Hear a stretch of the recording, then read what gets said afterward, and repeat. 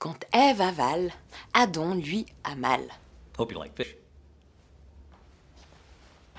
I love it. Enfin, ça c'est à cause du morceau de pomme qui lui reste en travers de la gorge. D'où l'expression « la pomme d'Adam », cette proéminence au niveau du larynx visible chez la jante masculine.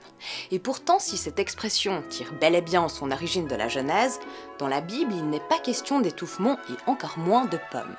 Alors comment ce fruit est donc venu se coincer dans la gorge d'Adam? Imaginez le couple nu, on dirait aujourd'hui en tenue d'Ève ou d'Adam, qui se baladent dans le jardin d'Éden, ce paradis terrestre.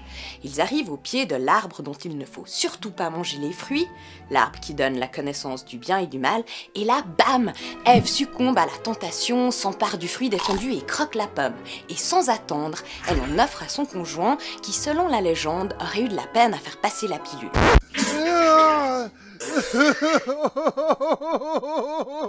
La pomme est un fruit sympathique et je l'observe tous les jours. Un morceau de pomme? Probablement pas. Il s'agit sans doute d'une erreur d'interprétation née avec la traduction en latin de la Bible au IVe siècle.